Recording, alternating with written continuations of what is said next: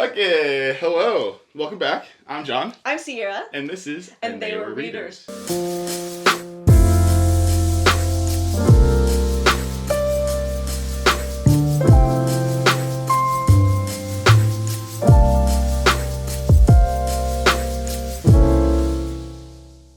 Before we get started, I have two things that I want to say real fast. Oh.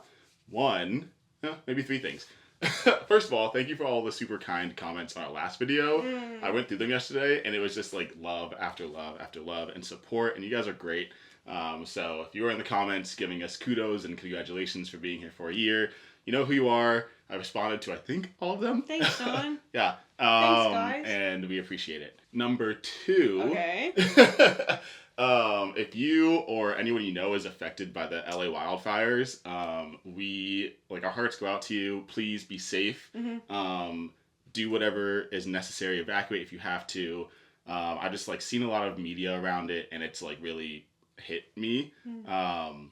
Our friend who was here in the last video, Kaylee, she's from LA. She's fine. I've been checking up on her. But I've seen videos of just houses destroyed, mm-hmm. properties, businesses, and it's tough.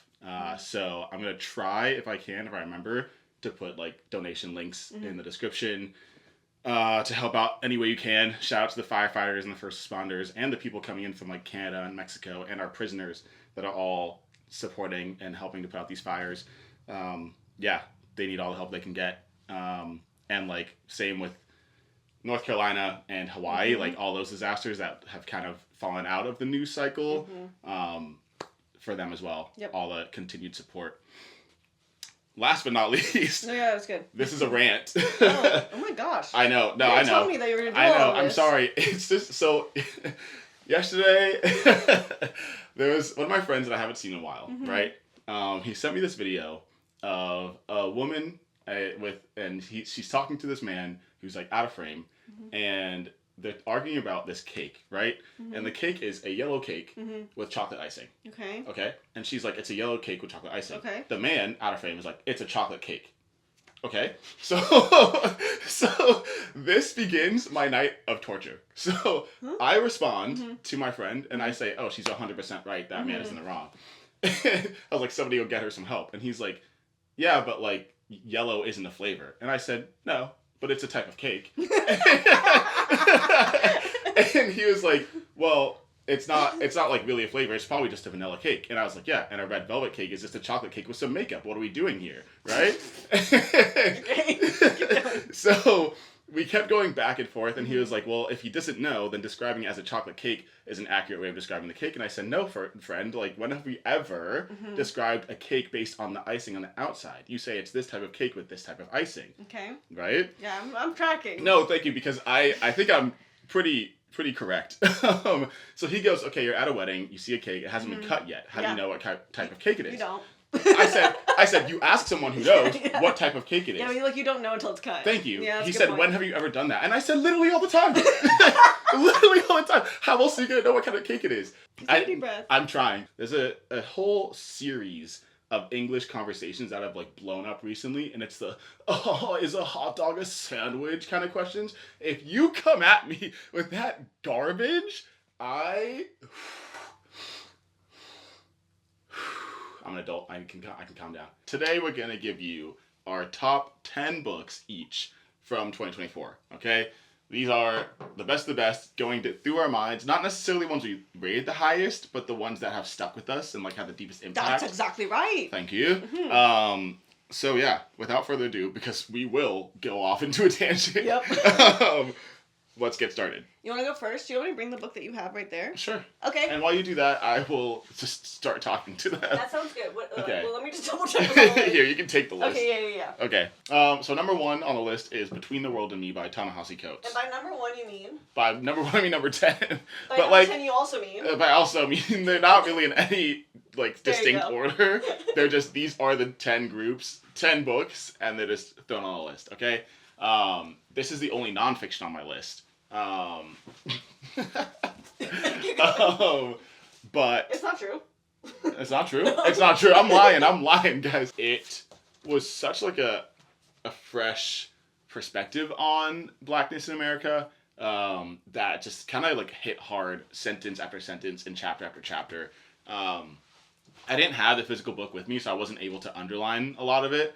But then I bought it afterwards, and I'm definitely going to go back and read it later and then underline a lot because there's a lot of stuff in there that stuck with me. If you don't know what the book is, it's a nonfiction about race and being black in America, and like a lot about his experience growing up in America and how he like found himself and blackness as a whole general like topic.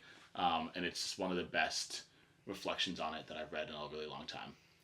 So it stuck with me, and that's why I made the list. And that It's okay. Try again. And that book is also on my top 10. Oh, nice. Yeah, so it's the one that I don't have physically with me because we listened to it on audiobook. We were actually on vacation together when we read that book. But I was looking for like a shorter nonfiction read. It was available on Libby. I listened to it and I was like, whoa. Yeah. What, John? Read. What, John? Yeah. No, for sure. So I think you said it perfectly. I don't think I have anything to add to what you shared. Okay. It was really well done. Thank you. Yeah, that book led me to read, not Passing, what's it called? The Fire Next Time by James Baldwin. Yeah. I'm going to grab it. Sorry. You got it. And on that same trip, I read, oh gosh. You got it. Ooh. That was the worst possible outcome of that. It's okay. But we both knew that book. Okay, we'll get it. Okay. So on that same trip, I started the trip with Passing. In the middle of it, I read Between the World and Me, and then towards the end, I read The Fire Next Time. So if you read our, I think, July wrap-up, I talk about these books. Watch it. If you watch our July wrap-up, not read our July wrap-up. Oh my gosh, thank you. Okay, so these two are on my top 10 list as well. So those three, like, I think are really good. You don't have to read them together, but I loved reading them together. Yeah. Because it gave me an interesting picture of what racism looked like in the early 1900s in the U.S., as well as kind of a snapshot of where we are today based upon that history. I like that. Without going necessarily all the way back to slavery, because obviously we know that history, we know the pain of slavery, but kind of reading more nuanced accounts of how that affected day-to-day life was really helpful for me and insightful for me. So Passing is by Nella Larson. It is about, I don't remember if there's two friends who they both are white passing, but one lives as white passing and one does not. And you kind of read about what that does to a person in both camps and how you end up having to deal with racism as a white passing black person and what you hear when you're white passing, things like that. So that has been really interesting. Then we have The Fire Next Time by James Baldwin. I had never read anything by James Baldwin before. Yeah. So I still haven't read Giovanni's Room, but that was a book that you read last year or 2 years ago? 2 years ago. Yeah? Yeah. That's crazy. Sorry that we've been reading for so long. Yeah, we have been. Indubitably. So this was my first book from him, and I think it's nonfiction. I don't really know how to describe this book from the standpoint of like, I don't know about you all, but I'm not really good at remembering plot or details. Nonfiction. Okay, but I'm really impacted by how it made me feel. Like, I remember books based on vibes, not necessarily what happened. So someone will tell me about, like, oh, this happened in this book, and I was like, I believe you. But this is how it made me feel. Yeah, you must be right. This book made me feel seen, and I learned at the same time. And he put together words in an order that just made me understand humanity and the black experience a little bit more He'd be doing deeply. That. He puts words together so well. So well. I was like, I forgot words can do that because it's been so long since I read a good book. Yeah. This has been a hard reading year for me. Okay. So that summer, I picked up some really good books, I was like, whoa, I missed this kind of prose.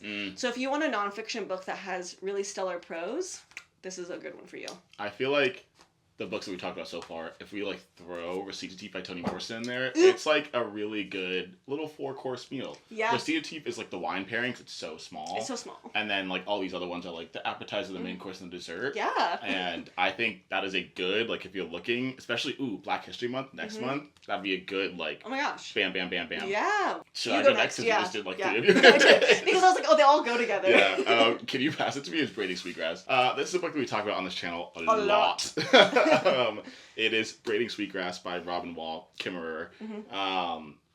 This is a nonfiction, again, on... We've talked about so much nonfiction. We have. We're going to get into fiction I said so one bad. fiction one. Passing is fiction. So this is kind of a reflection on nature from the lens of Native American culture and history mixed with modern-day science and biology. and like botany, things like that. So Robin Wall Kimmerer is she is a botanist herself and a scientist. But she's also a part of the Native American community. So she talks about how a lot of the practices that were just culturally important to a lot of Native American peoples still apply and were like so beneficial to the environment before we had like the science to explain it. Just the way that people lived in harmony. Sorry, with don't ever touch me again. The environment and nature. And this isn't something truly specific to Native American people. A lot of the ways that like people practiced agriculture and like the way they ate in the past had such like a mutually beneficial relationship with the environment. So she does such a good job. It's like a meditation on the way we think about nature, the way we think about food, the way we think about like the animals that we share spaces with. The way we think about motherhood. I just read a chapter that I was like, whoa. Yeah. Whoa. Yeah, there's just a lot in this book that like will sneakily like pop into my brain. And it's like you just kind of sit there and you like pause and you think and you reflect and you like have a bit of gratitude. And yeah, this is a book that I just could not recommend it more. It is an easy book to recommend. You do recommend it a lot. That's true, and I'm gonna keep going. I'm gonna keep going. I'll never stop. I would say it isn't a book you should rush through. Like you should definitely take your time and reflect. 2 years is a lot of reflection for being 99 pages in. Pretty reflective. But yeah, highly recommend. Yeah. Go check it out. Me again? You again? You can go again. Okay. Next is Crooked Kingdom by Leigh Bardugo. Ooh, I have that too. Yeah, that's right here. You read that this year? Yeah. The year's kind of long. 365 days. Huh. I know, right? Okay. 366 days. Whoa. Okay. This is Crooked Kingdom by Leigh Bardugo. The first book in this duology is Six of Crows. This is the second one. And I put it on the list above the first one because a lot of times in duologies, it's like really hard to make the second one as good, if not better than the first. And I think she did it with this. I was like, how are the stakes going to be higher? Like they already did, like they pulled off a big like heist essentially in the first one. How are they going to do it again? And make me still interested and make it longer. And she did it. I was hooked, and the characters are so good. I still think about them. It's young adult, right? Yeah, I think it's classified as YA. It's so fun. So fun. Okay, let's talk about this sweet little book that was recommended by one of our viewers. I did not realize Yoko Ogawa is the same person that wrote Memory Police, and there's another one too that is more recent. I didn't say it multiple times. You did. You definitely did. Just kidding. I'm so sorry. No, it's not a big deal at all. Especially when you like haven't seen the cover or read the books, it's hard to make the connections. Yeah, I haven't read any of her books yet. Yeah. Anyway. So this is The Housekeeper and the Professor by Yoko Ogawa. Like you said, the author of The Memory Police. That book really blew up at some point. This book is about a professor who doesn't have like he's forgetting things every day, so he can't remember who he is really. He puts little like notes pinned to his jacket to make sure he remembers certain things. And the housekeeper comes in to just like take care of him, do the housekeeper things. She's hired like by the caregiver of the old man in this book. And then the housekeeper's child, I don't know what the gender of the child was, comes to the house and like just is present with the professor, and the way they interact is one of the most tender things I've ever read. And the way the professor gets excited about math is like low-key exactly how I get excited about math. The professor was describing square roots, and I was like, yeah, this is so fun. Yes, I agree. And I was like, oh my gosh, this book is perfect for me. Whoever recommended it based upon my one comment of, I love when you pair math with literature, like really gets me. Yeah. If I ever write, one of the ideas like does pair math with literature. So I really get it. I don't teach math very often at like a high level, but I do teach Algebra 2, like up to Algebra 2 quite often one-on-one with students. So I'm interacting with math a lot, and I get to see the way math communicates and talks with students in a lot of ways. Yeah. My students think I'm crazy, but then once they do it, they get it. But I often say like, what is the problem talking to you about? Like, what is it saying to you? Yeah, what's it trying to tell you? Yeah. And how would you respond? Yeah. And like, it's for my students who don't think that they're good at math and love literature, it's like a great way to unpack what math really is. Yeah. And that's why I think books that do it well really touch my soul. So I highly recommend if you like both of those things. There you go. Very nice. Me? Yeah. Yeah. Anaya. I don't have this one. This is White Nights by Dostoevsky. This book is so small, so tiny, so nice. I was supposed to read it on a plane. I know, because it's so short, so easy. This is about, basically, it's about love. That's so cute. It's this man who is just kind of walking through the streets, I forgot what Russian city, and he finds this girl, and he's kind of like head over heels, and they have a series of conversations, and it's just like, it's so gut-wrenching. It's like, talks about the idea of how quickly you can fall in love with a person, and then how, like, out of control love is sometimes, out of your control. Yeah. Not like love is crazy and volatile, but also that maybe. But maybe not in this book. Not in this book, yeah. It's like, you can, like, rely so heavily on something and have it not be the case, because sometimes it's out of your control. And it's just crushing. Some of the conversations are so beautiful, and you're, like, in it, and then you get to the end, and it's like, oh, I've never known heartbreak like that before in my entire life. So, yeah, very short, very easy. I highly recommend it. I know, like, Jack Edwards talked about it, and it blew up. That's how I found out about it. That's true. Yeah. I'm not going to talk about this book for long, because we talk a lot about it on our channel. Fair. And I think it was in my wrap-up last year. But I'm going to talk about this book whenever I can. Braiding Sweetgrass is one of them. Yeah. When I finish it, I'm sure I'll not shut up about it. That's fair. The other one is a classic. It's The Tenant of Wildfell Hall. I thought about putting this here. This was the first time you read it this year. Correct. I read it with him. Yep. So I added it to the list that even though it's a reread, it's still held up. Yeah. This book is about... what is this book about? Don't worry about it. I don't want you to say anything about this book. Oh. I want you to say, if you want to read a book that is a romance technically, but not about, like, falling in love head over heels, but about doing what's right by your kid. And doing what's right by, like, your family, and not kind of conforming to society just because they say you should. And instead choosing the hard thing over and the right thing over the easy thing. That's what this book is about. Yeah. And I think Anne Bronte does not get enough love on the internet or in the world, and so I'm giving her the love here on this platform this day. Because she just really, like, I read Wuthering Heights this year. That did not make it to my top 10. It was a good book, maybe a great book, but not the best book. Yeah, not better than Tenant.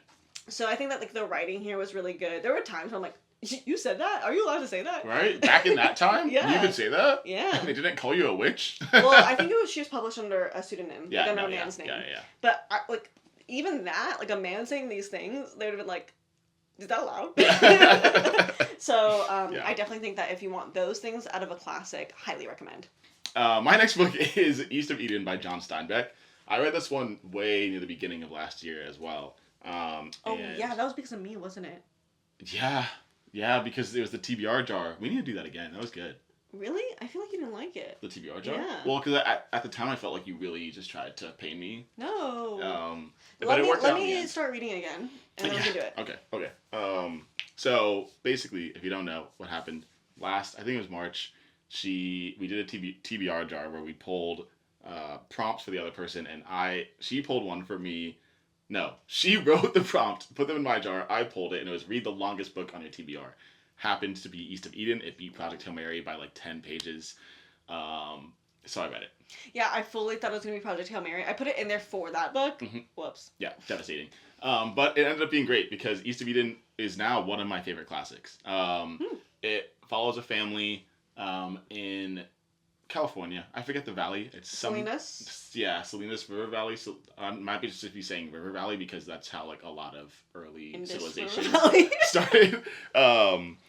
But it follows the family through multiple generations, and it kind of, in a way, follows, like, the book of Genesis in the Bible, and, like, those stories that happen in, like, a very, I won't say modern, but at the time was modern, retelling. And it is, like, very raw. At times it feels like nothing's happening. It's a slow burn kind of book. But I think it is very worth it. It was my first time reading John Steinbeck, and then I read Of Mice and Men, also enjoyed that. But this East of Eden has quickly become one of my favorite classics that I've ever read. That's really cool. It was so long. It's so long. But like, is it like, does it feel good that it's long, or does it feel bad that it's long? It feels good that it's long. Okay. Yeah, it made the payoff at the end. Like when I got to the end, knowing the history that had brought us to where we ended up, I was like, wow, okay, like the family history, the family trauma, the relationships really well. Yeah. It's great. It's very good. Highly recommend. If you're looking for a classic this year that you haven't interacted with before, I would recommend East of Eden. It's solid. Very cool. Yeah. Okay, my next book is a World War I novel called In Memoriam by Alice Wynne. Yeah. A lot of you already know about this book, so I'm not going to spend too much time on it. But this was a really brilliantly written book. Mm-hmm. It's one of those books that I didn't give 5 stars, but I thought was... I did. It's the book that I kept thinking about. Yeah, so that's interesting to me. Like, on both of our top lists, like, we don't have all of the 5-star books we read. Like, the book that didn't make it to our top 10. That's crazy, yeah. Not because it wasn't good, just because... I didn't think about it. It didn't make me feel as much. Like, these books are the ones that are making us feel things months later. Yes. Yeah. And this is one of those books. Yeah. The way that she wrote war, the way that she wrote love and friendship and loss. Yeah. And I don't know. I just... loved the way I felt when I read this book, not because I felt happy, but because it made me feel deeply, and I think that's really profound. You did great. It's also on my list. Yeah. So I was like, and you. And I do love it. I also love this cover. I'm a sucker for a good cover. And the pages are so good. Look at them. Oh yeah, the flop factor too. So everything about it is honestly just so good, high quality. Good job, Alice. Sorry for calling you Alice. I don't know why I felt weird about it. I know you laughed. Yeah, I don't really think I have anything to add. This got to me at a time before I was in like my war books phase, which thank the Lord, because I got exhausted. But this one came before that, and it was I'm gonna think about this book for a long time, and I'll probably reread it. And there might be a lot of queer romance war books that I don't know them. Yeah. And so this is like one of the only ones I read, and it does feel pretty really niche. Yeah. But it might not be. It might not be. Yeah. Yeah. Let us know if there's other ones that you really recommend. Yeah. My next one is Martyr by Kaveh Akbar. I've talked about this book a lot, so I'll try to be quick. This book, I've been talking with a lot of you in the comments about this book. It is, I think it's so understated was the vibe that I kind of ended on after thinking about it a lot. It's very like chill, relaxed, but it's talking about such deep topics the whole time. It's talking about like family history, family trauma, like tragedy, and then just also a reflection on death and the idea of passing and what we make of our lives, what we make of our deaths, hence the title Martyr. And yeah, I feel like understated is like a very good way to explain the book, not in the sense that like I'm not saying underrated, like no, I get it. Yeah, it's probably like well rated, but it is just very it's rated. It's rated. But it's just very chill while covering really heavy topics. Interesting. Yeah. The character you follow is just like a normal guy. He's a normal dude. He's a normal dude. He's living his life, and he's just like looking for answers, as sometimes we all are. And the journey that he goes on to discover more about himself, more about his family, where he comes from, like things that have happened in his life, is just very touching, I guess. And it's a book that I do think about a lot. I think I did give it 5 stars, so it is up there on my ratings. But when I gave it 5 stars, I didn't expect it to have the lasting impact that it has had on me still now, months later. So, highly recommend. I know a lot of you in the comments already agree with me, so if you haven't given it a chance, add it to your TBR for this year. Did it win something? I don't think so. How'd you find out about it? I don't know. But it's popular. It is popular. No, I really I'm excited to read that book at one point in my life. Yeah, I own it. I'll give it to you. Wait on that, though. Yeah, I know. Because I have a lot of books to read. I know. So that's the next video. So, my next book is Unmasking AI by Joy Buolamwini. This is a nonfiction book about not necessarily the history of AI, but her experience with AI. So she was getting her master's, I believe, at MIT and working on a project where she was coding AI and doing some facial recognition software. and the facial recognition software would not recognize her face, and the AI couldn't pick it up, and so she had to like have a white mask to put on her face to let the AI recognize that she was a human sitting there. And she was like, crazy. This is crazy. Yeah. This is ridiculous that we are here. And like, I think it was the early 2000s where she was like, what? Like, this is we crazy. Should be past this. We should be past this. But we really weren't, because the people who are coding the AI like didn't think about those things.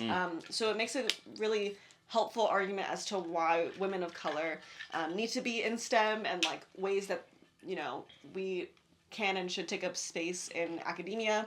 And I just think she did a great job of outlining those arguments, but also giving insights as to what facial recognition software can do and the ethical implications of AI and facial recognition.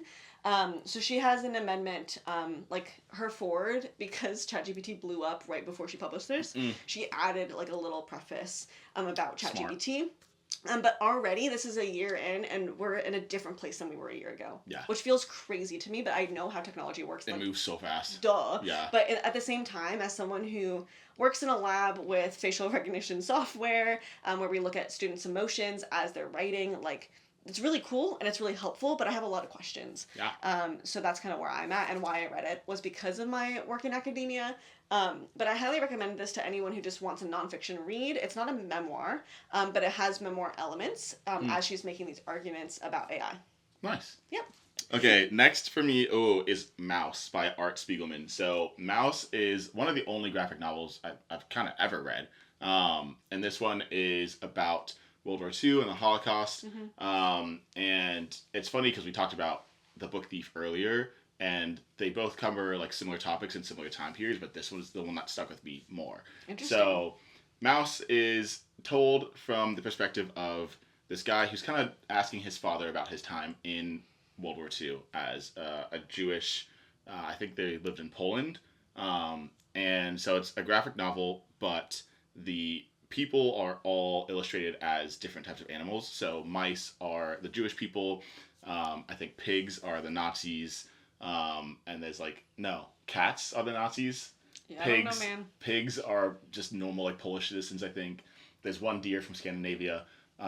Americans are dogs, so on brand. Great choice. Like, the American soldiers come in, they look like just normal Labrador retrievers, and I'm like, yeah, that's us. That's us. Anyway, it does such a good job at talking about, like, really hard topics.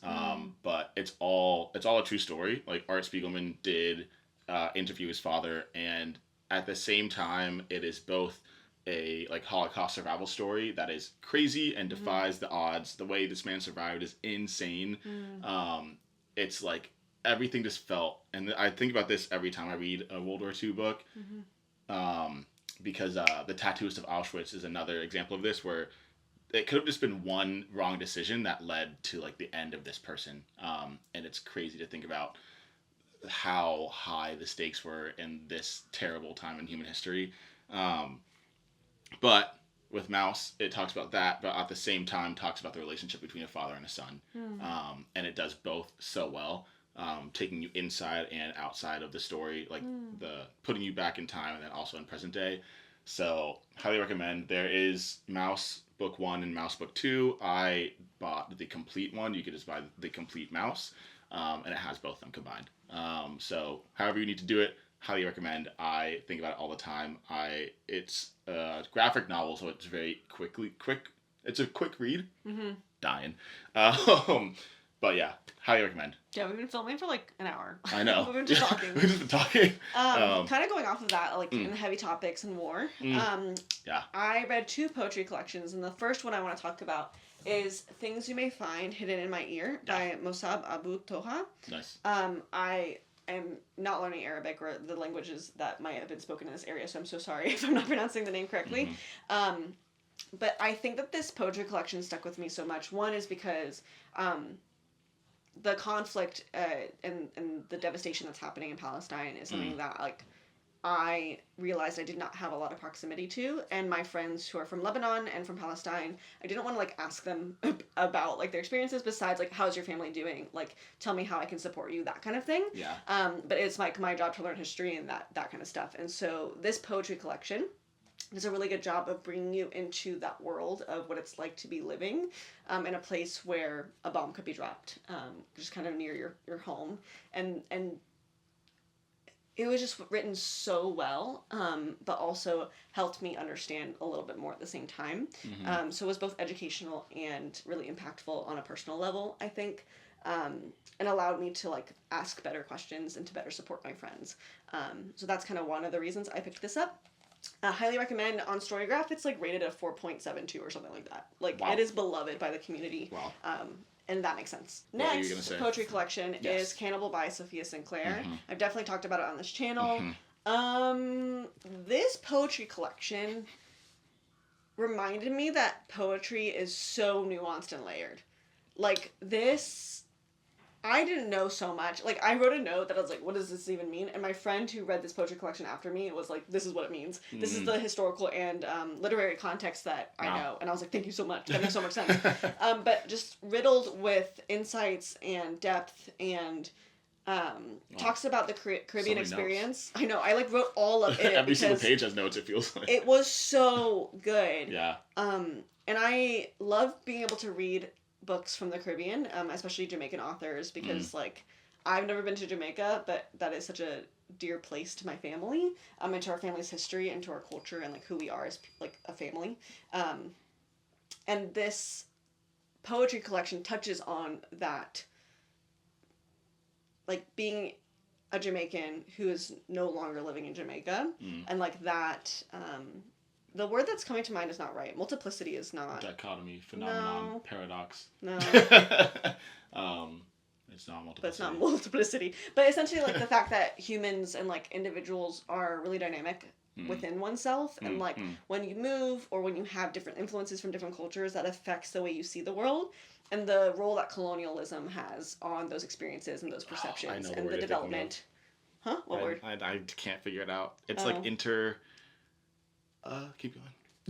I forgot what I was saying. But you got the gist. Yep. If you want a poetry collection that makes you feel things, especially if you're from the Caribbean, highly, highly recommend this collection. Do we have the book for you? Okay, I got two more. Two more. Okay. You see them literally right there. No, actually this, and then mine, and then yours. Okay. So this is Trust by Hernan Diaz. And I'm actually surprised it made it to your list. I know. It's because I still think about it. Really? I think about it all the time. You told me to read it, I didn't. I know. I'm sorry. It's See, okay. This is what he does recommend books. I do recommend the books. I just don't pick them up. Correct. You just have because they're so big. I'm sorry. Give me big recommendations. Yeah, I'm usually afraid of big books. And You're not anymore? I'm not anymore. Hey, I got brave. You conquered your fear. Yeah. You got brave. I read East of Eden and I said I can do anything. Yeah, that's so true. And that's on that. Well, you read A Little Life before then. Yeah, but that was like way before. Way before. Yeah. Anyway, Trust Hernan Diaz. This book is the definition, if you know Hamilton, who lives, who dies, who tells your story. That is this book in a nutshell. This is a book that's hard to talk about without spoiling it. Just know that we're in the 1920s. Okay. And I've said this before, but like if Great Gatsby is happening over here and we're living in like the lavish, like living it up, we got all the money. This side is like the inner workings of those businesses that are making the money, and who is involved, right? And it is similar to Recitative in the sense that it's like challenging your prejudices and I love that. Yeah, the way that you don't think. I love this book. I know, that's why I told you to read it. I know. It also won the Pulitzer Prize, and that's so fitting. Maybe I should add that instead of that. Hey, do what you gotta do, fam. Okay, I'm pointing to a list of books that I'm supposed to read. Yeah, and See you in the next video. Next week. But yeah, I do think about this book all the time because it was so, the way it was formatted is so expertly done. Really? Yeah, and like it's to the point where like you're a little confused at the beginning, kind of like Pure Nessie, and like what's going on here. But that's then Yeah. Okay. But then as you start to put the pieces together, like I felt like my brain exploded in a good way. So how many pages do you have to make it through? Like 100? I would say you have to make it through the first third. The first quarter. I scared her away. Like 100. You can tell me first third, and I'll prepare myself for it, Okay, and yeah, I'll push I would say the first third. Okay. I mean, maybe like I was a little slow, and I just picked up on it late, so maybe you can pick it up on it faster than me. But yeah, highly recommend. Okay. So good. This is also on like the New York Times top 100 of the century list. Yeah, we bought this for $1. $1. Yeah. At used bookstore. Watch that video. That's one of my favorite videos that we've ever filmed. Yeah, that's a good one. Yeah, because we bought so many books. It was so satisfying.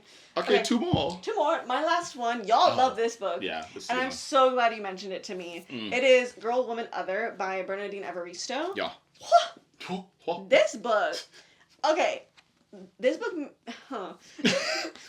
So, essentially, you have a bunch of different perspectives of women's stories. Queer women, black women, a non-binary person is in this book, and you get those perspectives of what those journeys are like, and they're all connected somehow. And I just think it talks about, like, I don't know. I don't even know how to explain it, because it's not about the story to me anymore. I don't think about this book because of even the prose. I think about this book because of how it makes me feel seen, and how it cared for each story, and how it took time with telling people's stories in a way that I haven't seen in a really long time. Wow. So you look at our other reviews about this book, I think I talked about it in like our August wrap up, and like whenever I came back from a trip, I finished this when I was in London. And I think maybe part of it was the fact that I was in London and I was with one of my best friends, and like, you know, I got to share the stories of these women with my friend and like tell her like, oh, this is really cool to read this and experience it. But I also think like this is set in England, and it was talking about both the US and English relations, and just like all of it, all of the way it was written made me feel so deeply. And I don't know the plot. I don't know what's so special about the prose. Yeah. I just know that I really enjoy this book. Sometimes it's like that. Too. Yeah. Yeah. Nice. Okay. Okay, last one. And I'm going to breeze through this because I've talked about this book too much. And I haven't finished it yet. That's so crazy. you'll hear me talk about it soon. Yeah. Okay, this is Orbital by Samantha Harvey. Long story short, TLDR. But do read it. Sorry. This is 6 astronauts in space, in an International Space Station kind of vibe. And it's reflecting on Earth and our place in it. And just humanity in general, science. It is very philosophical, but not to the point where it feels like painful to get through. It's not like difficult to read. I have said this before, there is no plot. Don't read this for the plot. Don't come from me. And it's also a book that's not for everybody. But I love that there's no plot. Like, you're grounded. I know. Oh. I know. Can I say it? You can say it. Okay, you're grounded by the fact that you're, like, stuck on this spaceship. Yeah. Is that what it's called? That feels weird. International Space Station. Yeah. Station. Okay. A station. Sure. That's worse to me. And you are going around the Earth, right? And like, you're not grounded by plot. You're grounded by a moment in time, and that's so interesting to me. So interesting. It was what made very you well think done. That? Yeah.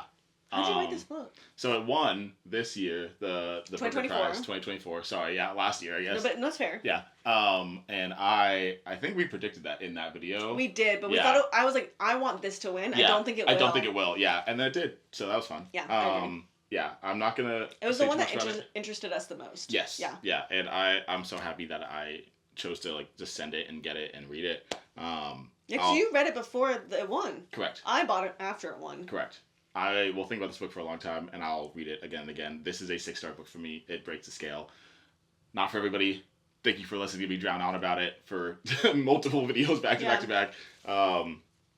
And that concludes our list. We only have like one fun book, two fun books on our list. Yeah, well, very serious. You guys saw our mood boards on the story guide video. Yeah, apparently it gets green. Don't believe it. Don't believe it. I'm skeptical. I can't imagine. Yeah.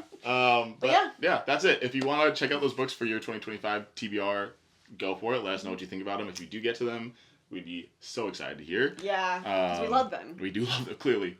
We could talk forever. But yeah, thanks for watching. Like and subscribe, and we'll catch you in the next video. Bye. See ya.